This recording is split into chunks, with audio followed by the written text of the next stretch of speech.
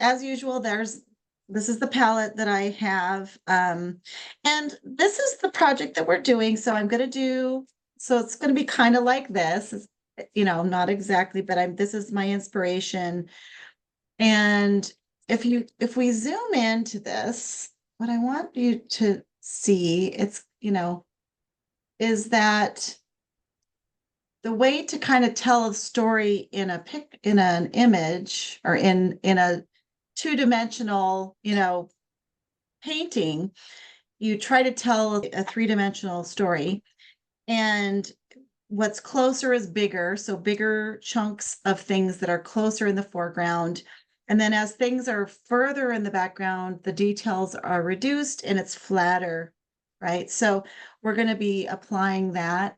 And then also the other thing we're going to work on is thinking about how the direction of the strokes tell a story. So in this particular case, they have kind of this scribbling effect to imply movement of the waves. So we'll kind of incorporate that.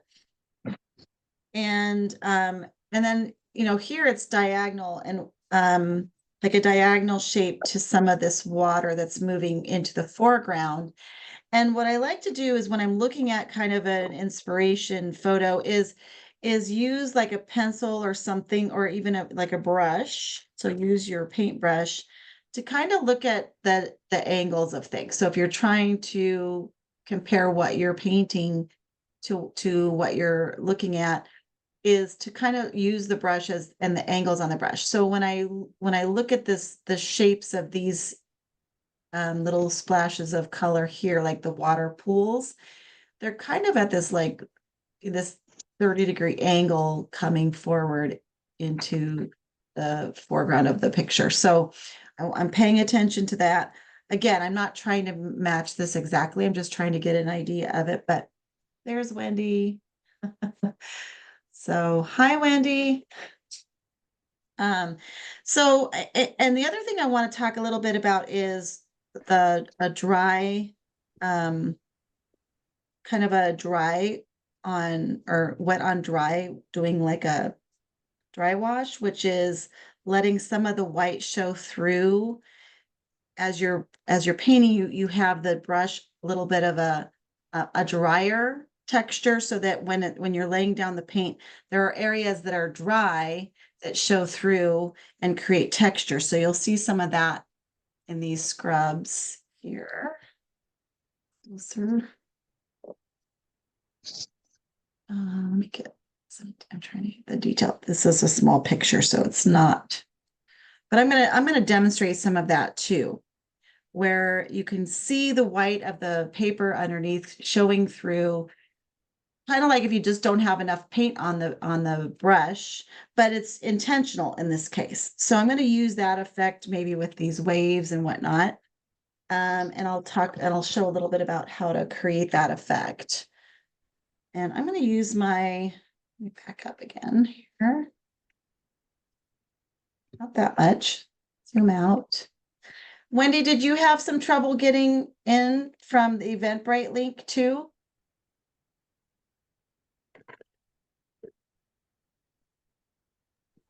Maybe you're still setting up. Okay.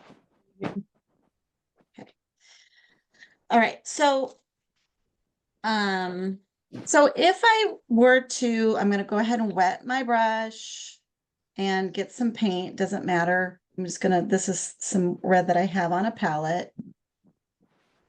And I'm getting a lot of paint on there. I'm trying to get a concentration of paint, but I don't want it real wet. So I'm going to kind of look at my brush and see if there's any beads of moisture. If I think it's too moist for the effect that I'm trying to get, I can just dab it off. Even with it having paint on it, I can dab off the moisture. And what I want to do is, as I run the brush across the paper, I want it to lay down some paint in some areas and leave some of the white,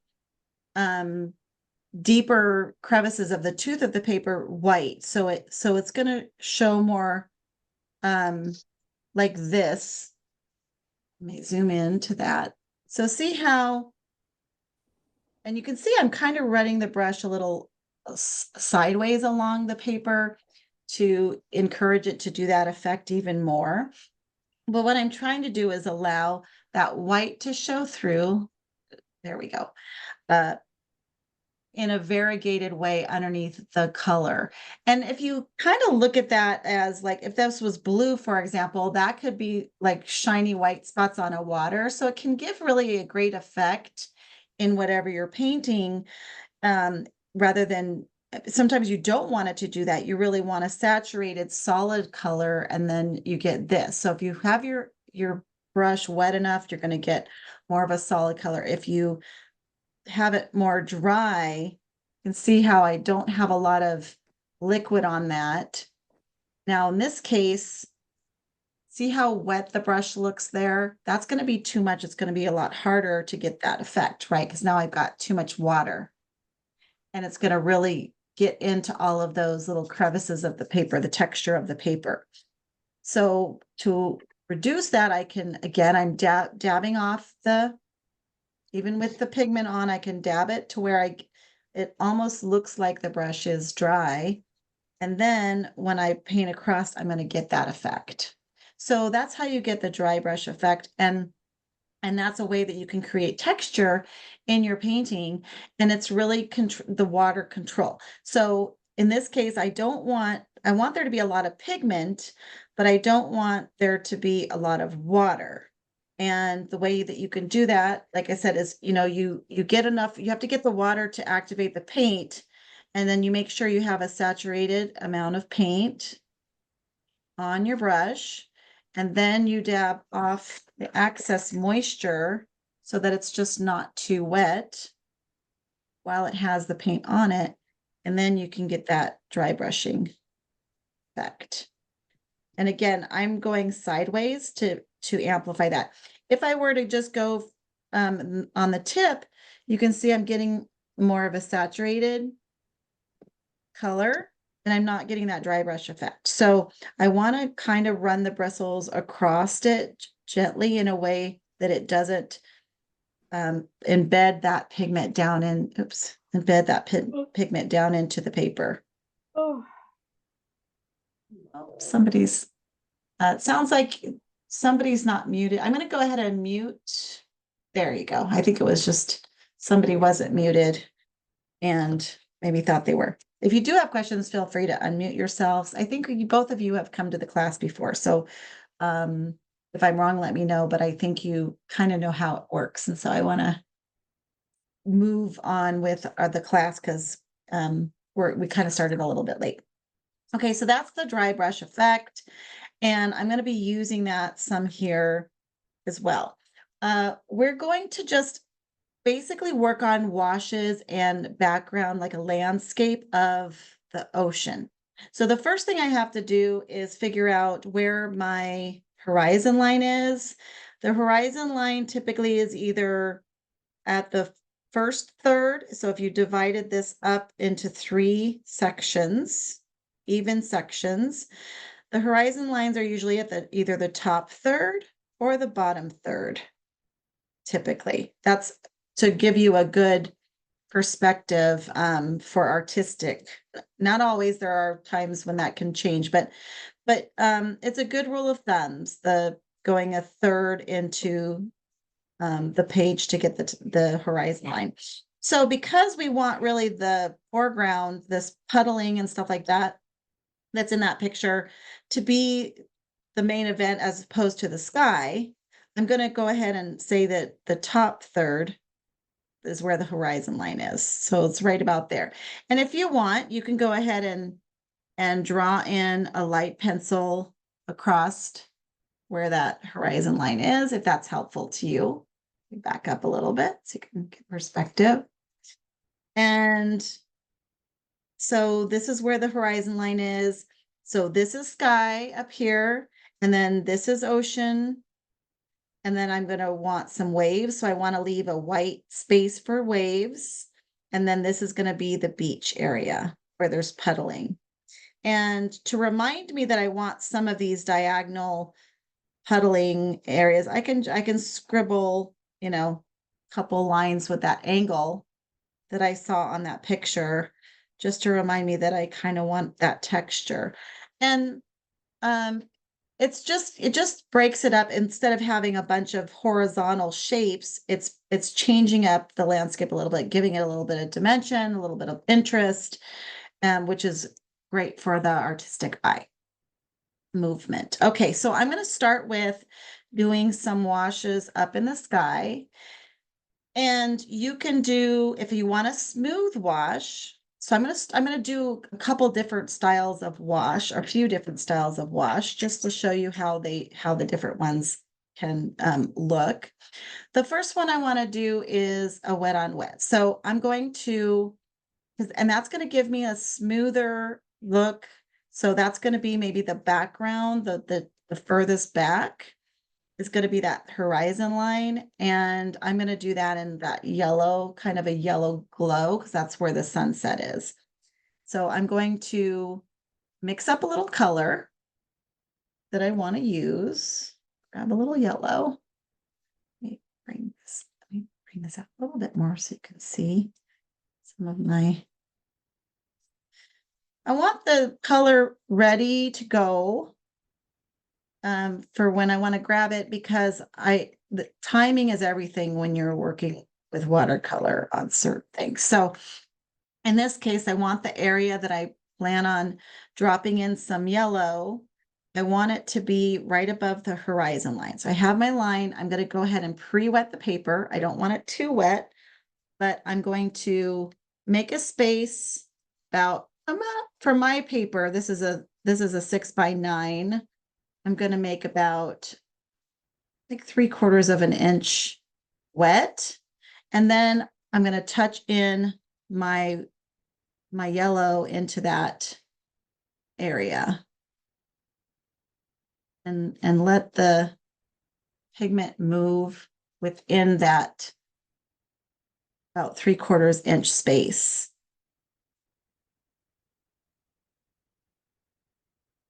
Now I can also, while that's still wet and doing its thing, I can bring in maybe some of the colors above that. And if they touch that line where the gold is, it's going to pull it into that a little bit. So I got to be a little careful about how much I want that to mingle. I'm going to take a little blue.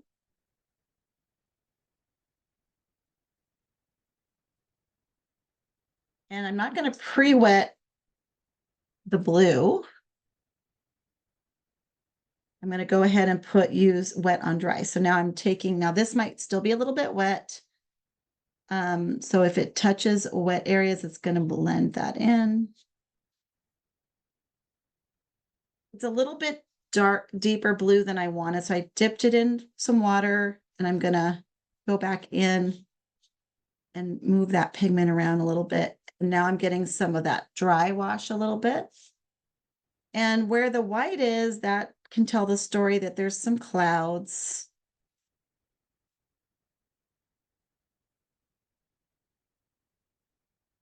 And I'm blending in along where that golden color is. And it's bringing it down a little bit. And you'll see it turns a little bit green where those mix, gets a greenish hue.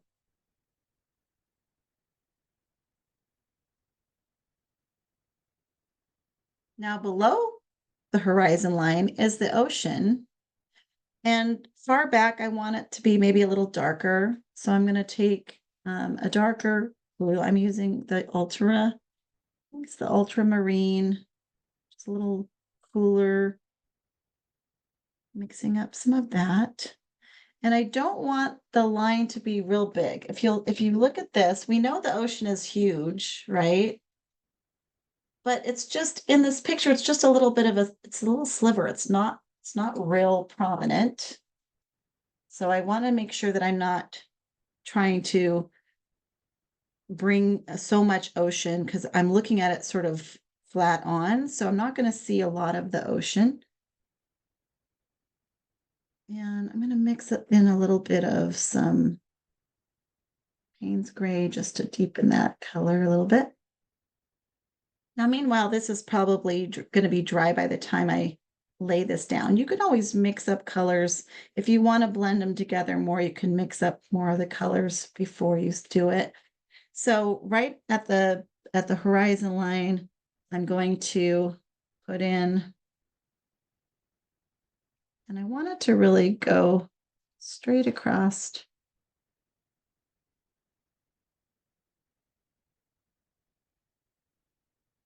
A little more Payne's gray.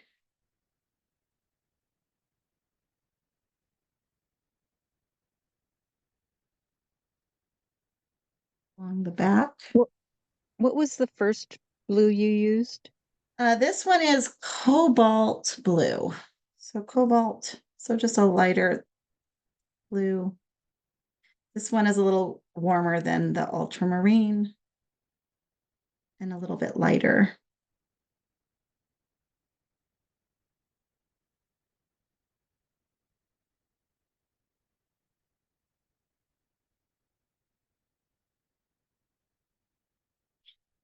And then I'm going to I'm going to create a break here. And that's going to be our break line for the waves that are going to come in. So I'll get to those a little bit later. Those are going to be those kind of scribbles this way, which I'm going to wait till that is dry to do. And then now we're going to start bringing in the beach, and the beach is going to be more of those earthy tones. So I like the ochre is a nice color. The raw sienna and ochre is probably as dark as I want to get, maybe these two colors.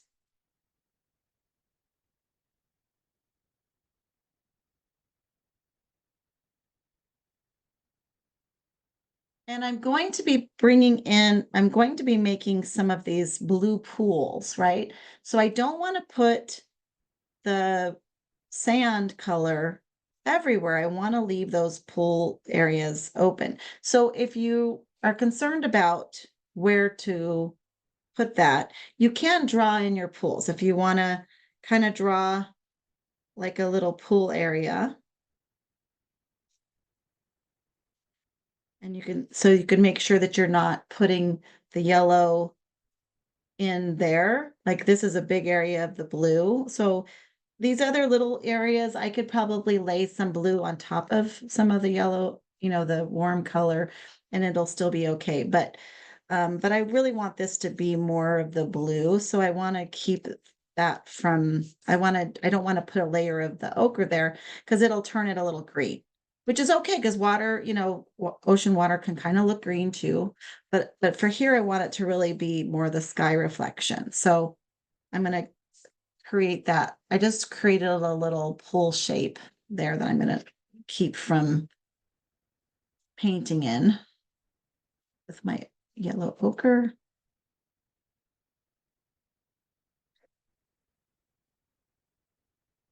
And again, I'm going to leave that some white area between the blue and the sand color.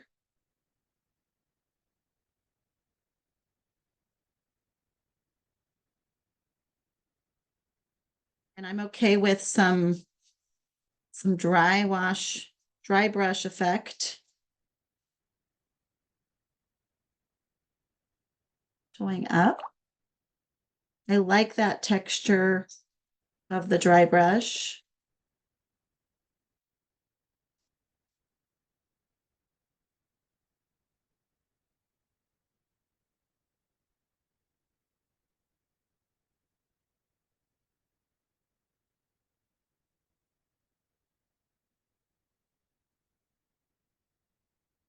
I've laid down some pigment and I rinsed my brush, and there's a little, I rinsed some of the color off, but there's still a little bit of pigment on the brush, but it's less. Now I can go in and I can even soften some of that pigment, the edges of the pigment, and move that pigment around a little bit to blend. Just wetting the brush a little because I don't want it to be real bright. It's supposed to be, sand. And I want I want there to be light, different shades of the sand, but I can just move the pigment that's already on there. I don't want to add more pigment and make it more vibrant of color. So I'm just blending that in a little bit to kind of tell the story. So this is my blue pool area. And then this is an area up here where I'm going to put in, some of those wave effects. I'm going to go back to the cobalt blue. And I might, well, let's just start with, let's do this cobalt for our little pool area. And I don't mind if some of that's wet. It probably is going to dry pretty quickly because it's not a real thick, it's not a real thick layer of, but some of that might be a little damp. So just be careful along your edges. If you don't want it to bleed out in there, you got to be a little careful. But the pool is not, it's not necessarily a perfect, it's like it's just water that got kind of caught in a low spot on the beach. So if it runs into some of that sand color, I'm okay. I'm okay with some bleeding. In fact, I want that maybe in these other areas.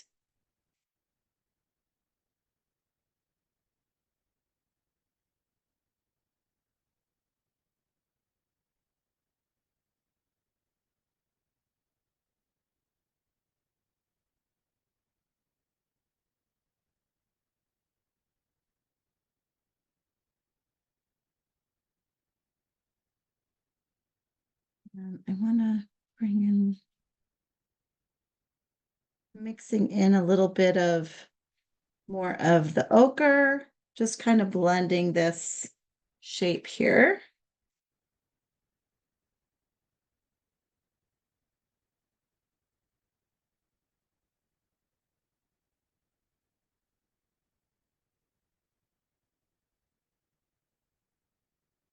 About what I like, what I don't like, and then just playing with the shapes of it.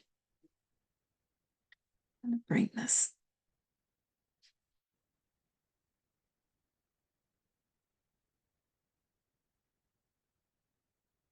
Now I can bring in a little bit of the ultramarine if I want to just create again some, maybe there's deeper areas of the pool. Just to give it again a little bit more variety and dimension.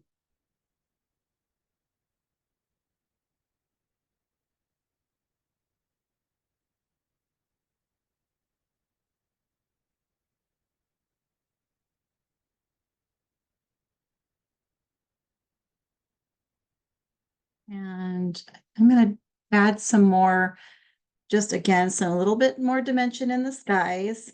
I think it'd be nice to bring in, I'm going to try some of the ultramarine, which we did before, and then I'm going to put a little violet in there, see if I can create some interesting sky tones. I'm just laying in a little bit of pigment. Now I'm going to go and rinse my brush, and I'm going to, with a clean, damp brush, just go in and move that pigment around. I'm just randomly wisping it across, just to make it interesting. There we go. That's just a more interesting sky.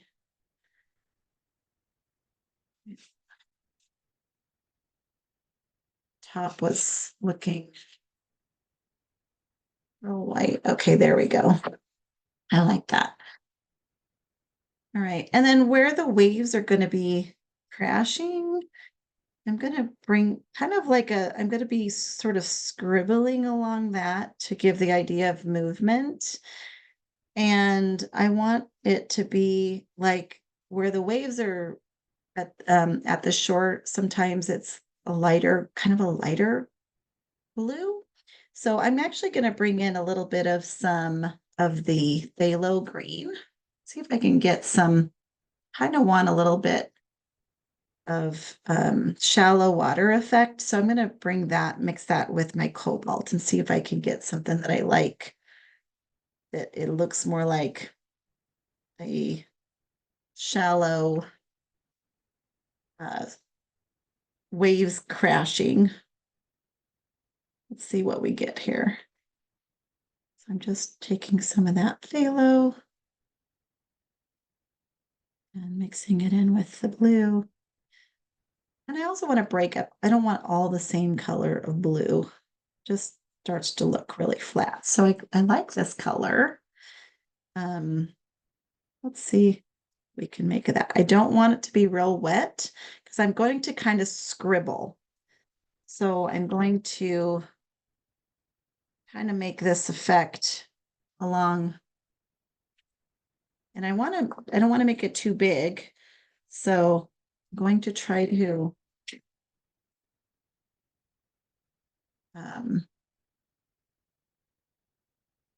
make it kind of small because this, I don't want it to be, I want it to be proportional to what's going on here.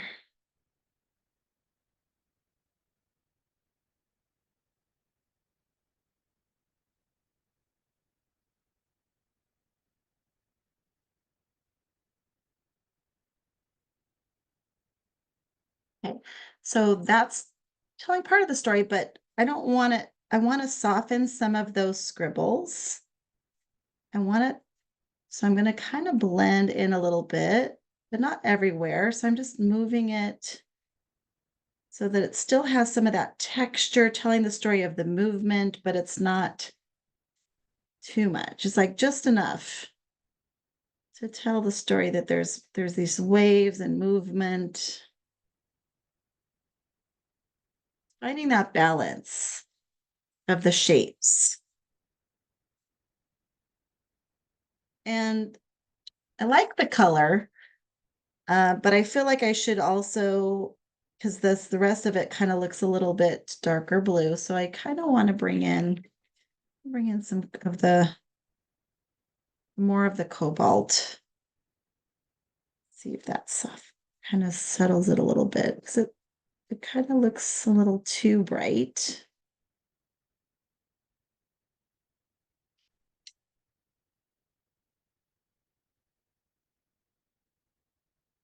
Softening shapes. Just massaging it out until you have what you like.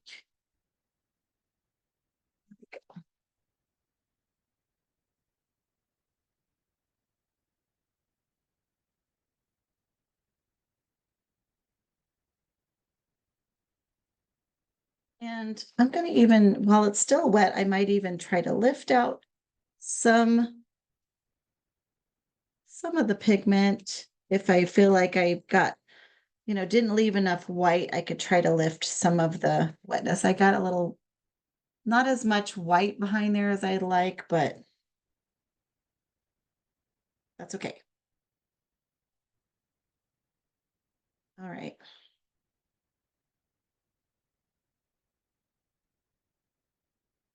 Now, in this sample picture, there's some people kind of standing on the edge of this pool of water, and there's a reflection of them. So I can try to incorporate something like that in there. But I think I'm gonna, before I do that, I think I do want to bring in just a little more dimension into the beach area. So I'm gonna bring in a little bit of the raw sienna color. It's a little bit darker than the ochre.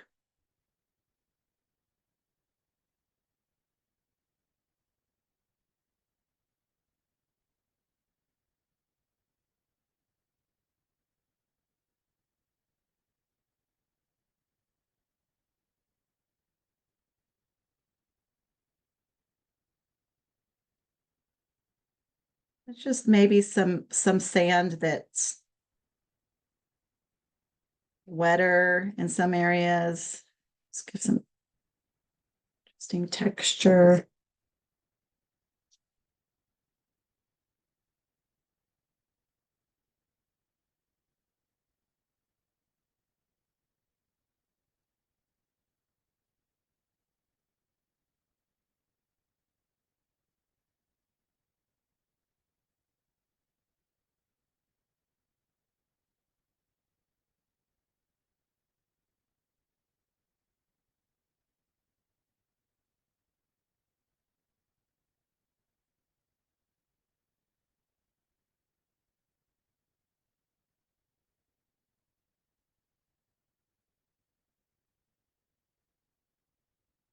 And I really like this, the color that I'm getting at the waves, and I want to incorporate that a little bit in some of the other areas of the painting. So I'm just dropping some of that into some of the pools to kind of connect.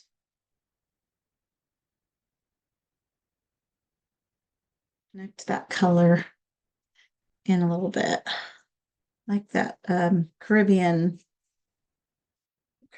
blue.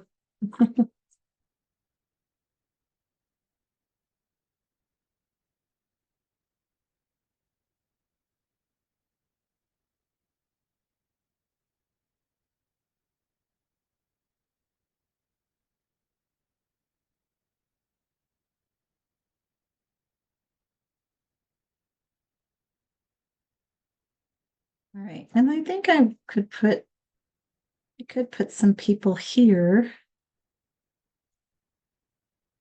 but I need to let it dry before I start trying to do some of the details. I want to make kind of maybe some pebbles or something up front here. So a fun technique to do. Well, there's a couple different ways to do it, but one easy way to do maybe a little splatter is with a toothbrush. So I'm going to show you that. And if I only want it to be a certain area, I can kind of protect my painting where I don't want, where I don't want the pigment. So if I just want to do like pebbles, let's say in this corner here, I don't want a straight line. So I'm trying to create a kind of a more natural look to my line. That makes sense. I'm going to cover, because splatter can kind of get a little bit of it. So I'm going to cover every area except for where I want it to be. And then for this, I think I want to use, I want it to be like a really,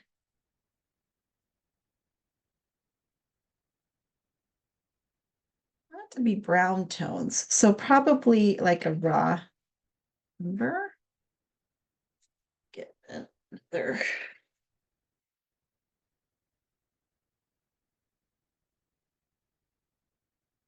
Just getting another mixing because I don't want to put this in the colors that I already have. So I'm going to try to get some of this, maybe raw umber. Got to be a nice pool of it because it's got to be liquid enough. But I also want it really concentrated.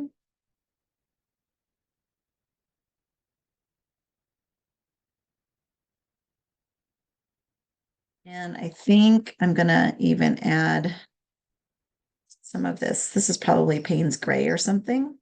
I'm going to include that too. I just want it to look like stones or rocks. And I can just flick that.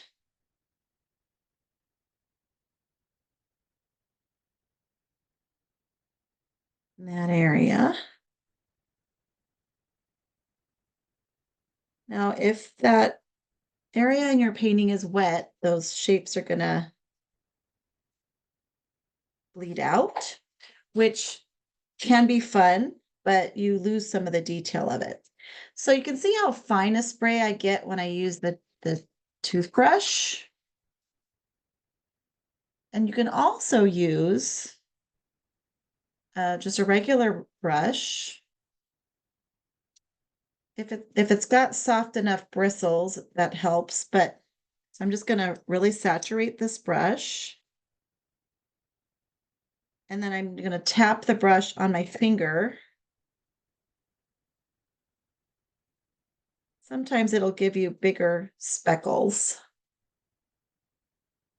If you have the floppier the brush you have, the bigger speckles you get. So if you don't have a toothbrush and you have just just a round brush, or even if you have this kind of brush, that can make some fun ones, just tapping fan brush.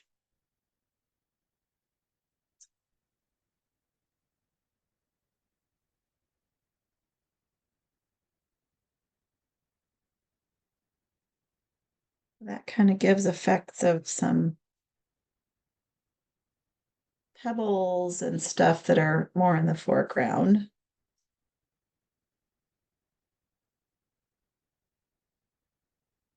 And if I want to make, could make some bigger ones just by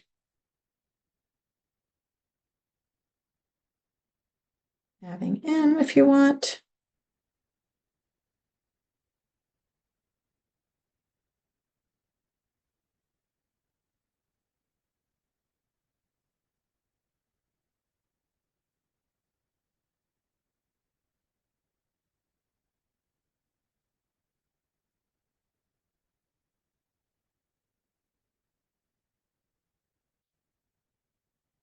Just making sure that this area is dry before I make the people. Now you can also use the white paint to kind of make a splatter like along, like I could make a little splatter along the wave line, which could be fun.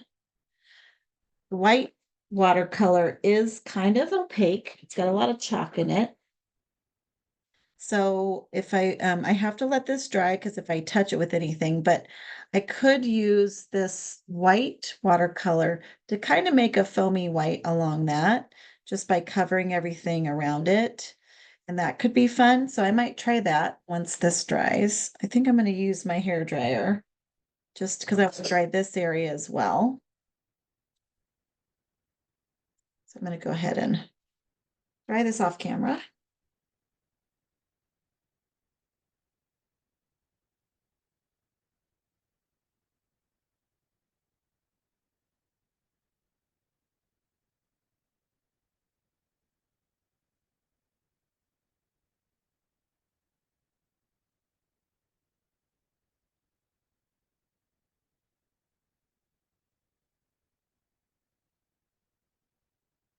I want my little people here. And I want them, I'm going to just use, I think maybe the darker,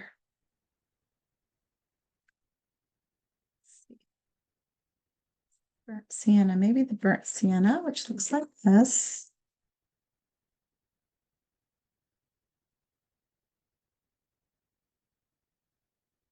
And I want it really concentrated, but I want my brush not to be too wet because I want to really control the paint in this detail.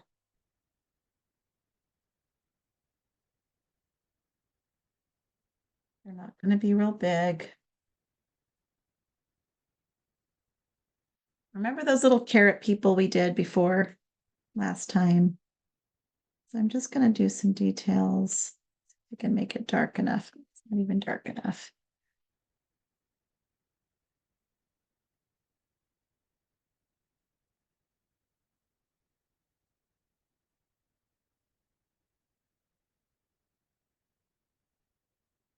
I don't want it to be, I want it to be saturated, but not, try a different color.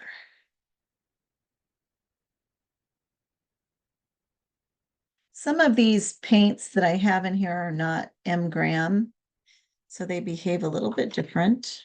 This is burnt umber. I'm going to try that because I really didn't feel like I was picking up any much pigment on that other one. So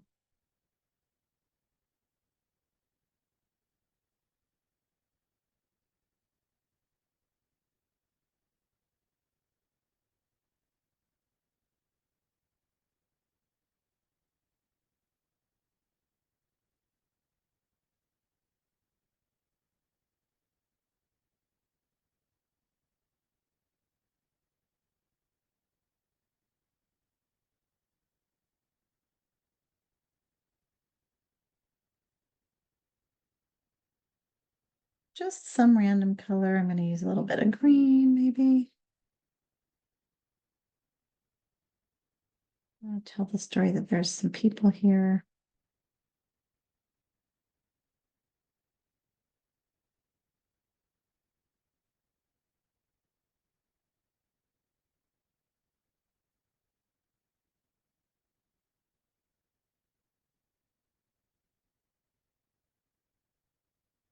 Reflections, the water.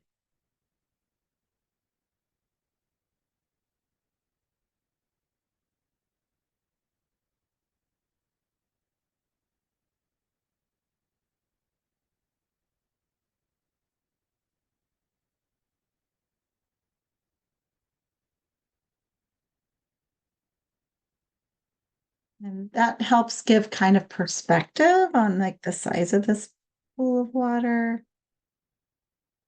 I,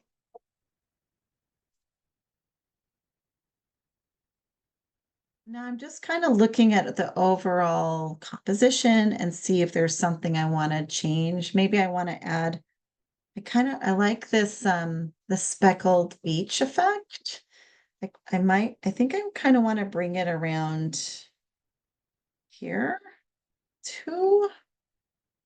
At least a little bit over, maybe not all the way over, but I kind of like that to show the foreground. So maybe over here, do a little bit more. So I'm going to try it with this brush. This is a little bit my bigger round. This might make bigger splashes than I'm looking for.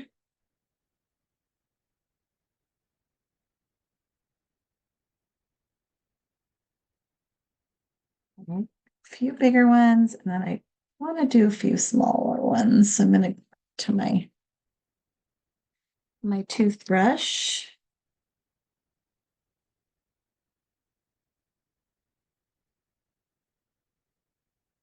Make that effect. Okay. There we go.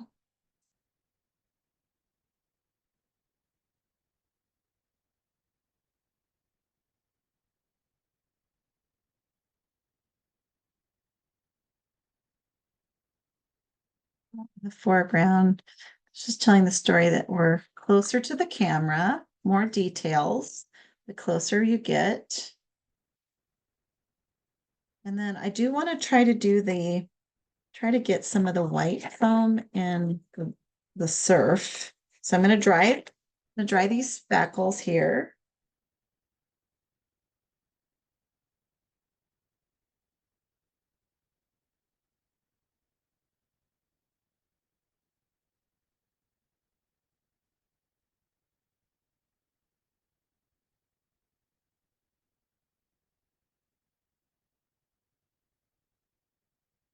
Yeah, I don't want any of the white to go into the sky. I don't know if I mind it coming to the foreground. I want it to be like here. So I'm going to try this and well, just, I'll go ahead and protect it. I was going to maybe let it splash down here a little bit, but yeah, and you know what? I'm going to just see if I can control it. Kind of like the idea of the organic, the organic whites kind of being bubbles, maybe even in the water over here. So let's just see what happens. I may or may not like it, but that's how you find out. So this was dried up, so I'm going to have to reactivate it. And you can see how chalky that is. And I don't like to use white too often, but for my spackle type stuff, that's the kind of the time that I do like to use it because I think it can have a nice effect. But mostly I try to keep the white of the paper instead of re-adding white. Now you have to be careful because if I push down on this too hard, it could create a big blob, and I don't want it to do that. So I don't want it to be like overly wet where I can't control it. So I tapped it off a little bit just to make it so it's not too wet and I don't make a big blotch of it.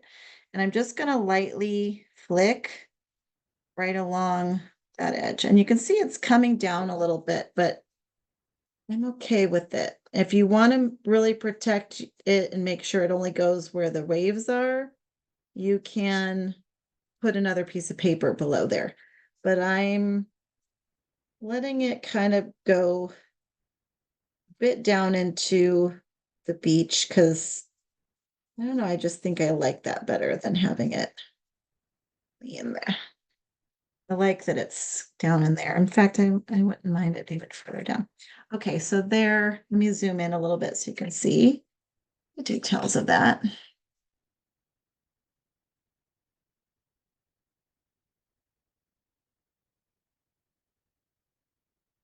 So can you see how there's that little splashy white? And see, some of it came down here, but I don't mind that.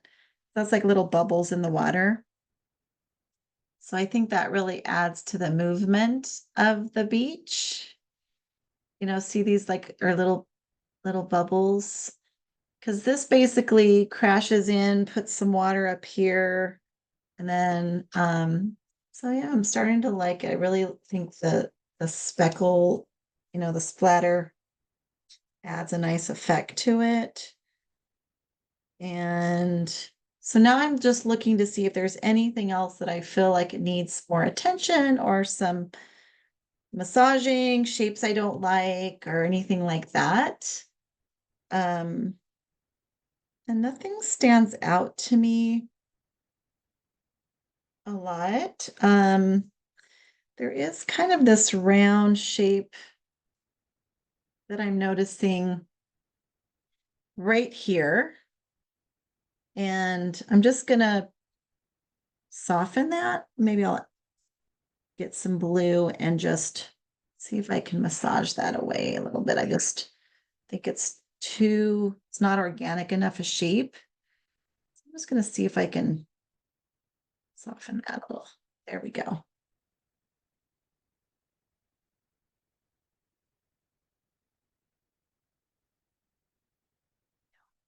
That's better.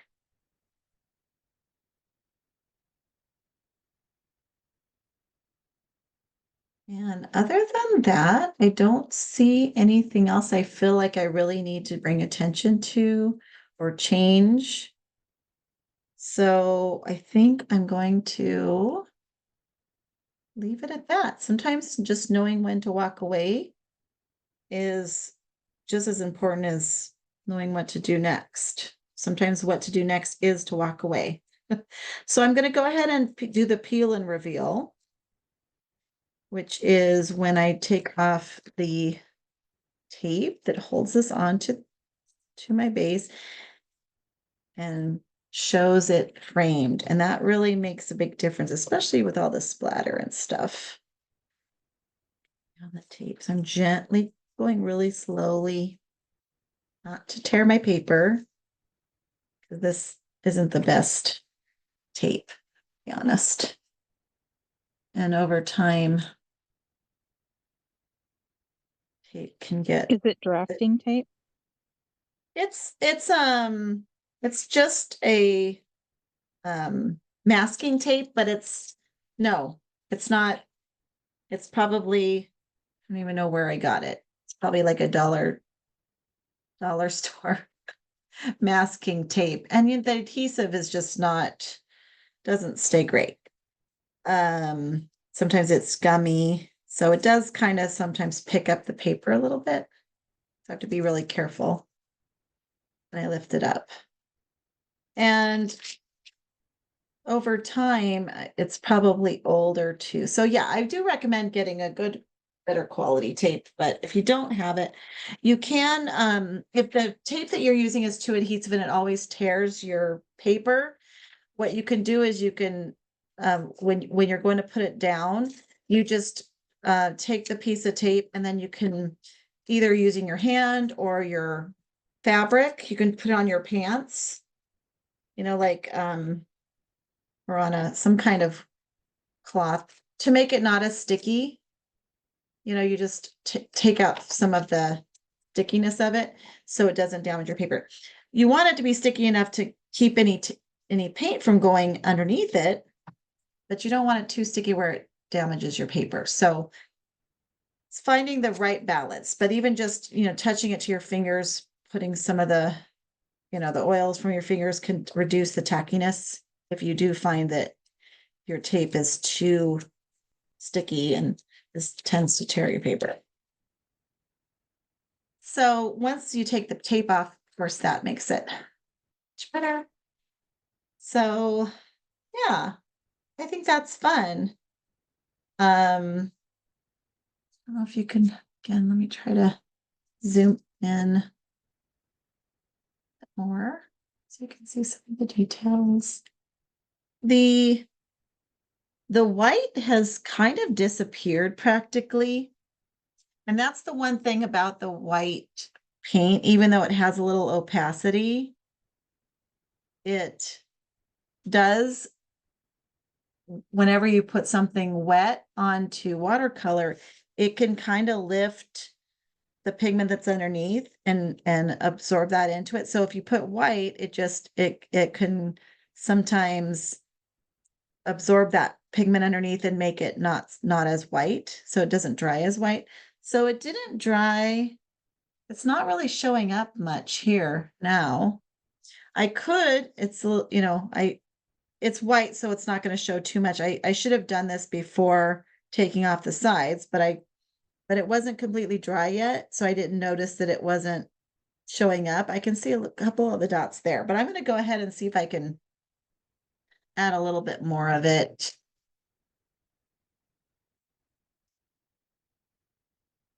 And get it to show up more, because I thought that was a nice effect, but it just completely disappeared there. Again, I don't want it in the sky.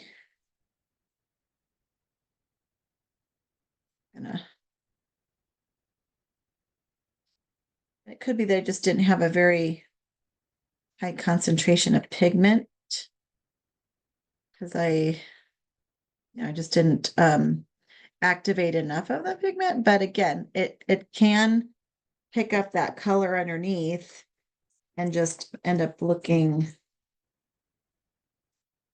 like a pastier version of that. Okay, I'm going to dab it off so it's not too wet. If I can maybe do a thicker, oops. That one's that's a big blob. It's a little bigger than I wanted, but so that might show up a little bit more.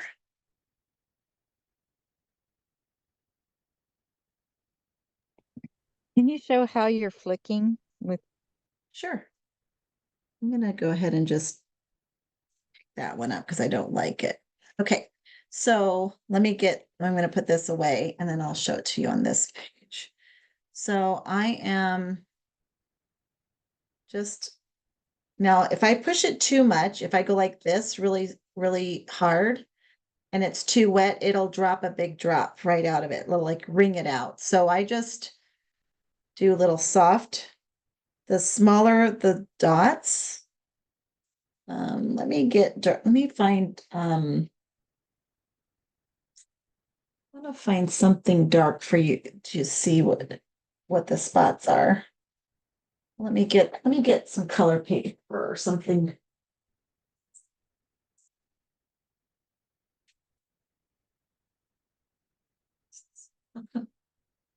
Okay. Can't see the white on here. So the softer that I flick, so I'm just doing little, see, just a little flick, doesn't take much. And then if I do it harder, I get more, a heavier spread of pigment. Now the sprays from a toothbrush are a lot finer. So that's fun for, especially if you're doing like stars and stuff like that. And if I do the brush, if I want to get bigger spots. Let me clean this off.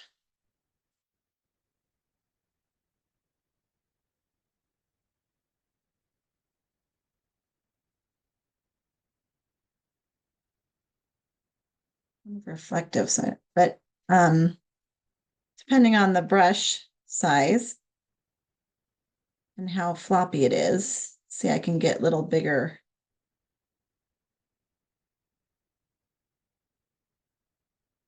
blobs with a brush. And I'm just tapping it on, but it kind of flicks it, you know, you have to be careful because it'll flick it. I mean, I have it on my computer, so you have to be kind of gentle. You don't want to flick it too many places. And then let me show you how this one flicks. This is kind of a fun one to use too. So you can even flick it this way too.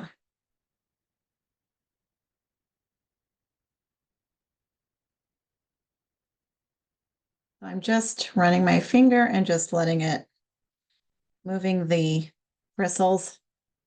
Yeah, so it's a fun effect, light or dark.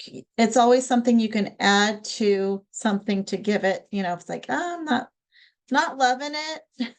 Sometimes I just add that and it makes a huge difference. Just gives it something of interest that just makes it not so flat, if you will, gives it a little texture.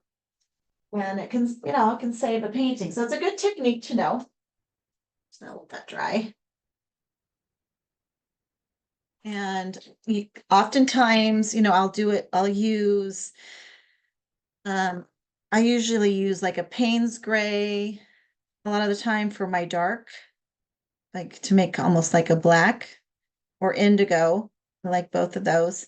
And then of course, white for light, but you can, you know, follow the tones of your painting and you can use any color you want. But sometimes it's like, oh, if I want to bring a certain color, you know, that I'm using over here and I want to bring it in to another area of the painting, you know, I can use that color and do a little flick. So make it fun. Now these are showing up a lot better. I like that. Let me go ahead and dry it so you can see the dried effect.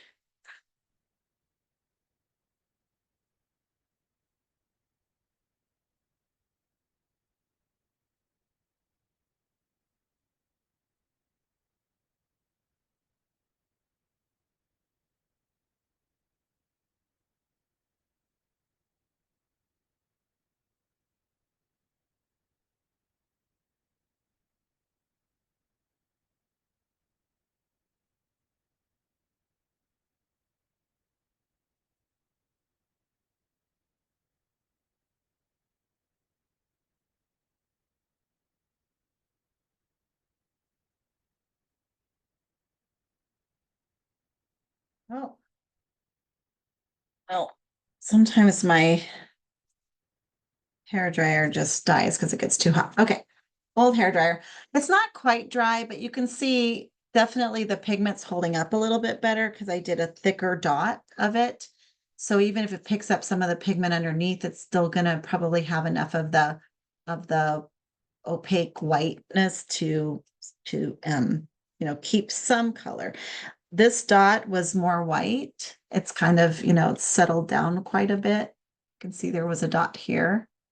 But see how it sort of grayed out because it took some of the pigment from below. So don't be alarmed if it doesn't, you know, if that doesn't work. You can, if you're not too much of a purist, you can use either an opaque ink or even you can use a watered down acrylic if you really want to get that white in there and it's just not working for you with the watercolor paint. Some people are like, oh no, if it's not watercolor, I'm not going to use it. But I like the effect. You know, I think it can be fun in certain situations. So you know, I don't mind mixing medias, but acrylic, doing either acrylic, even with the black splatters, you can get some, you know, if you're really trying to make it opaque and more vibrant, you could do that if you have acrylics, but or like I said, there are some inks that are like acrylic inks that you could use as well. They come in liquid form, so they're already in a good state to go ahead and flick on there. All right, I'm going to go ahead and pause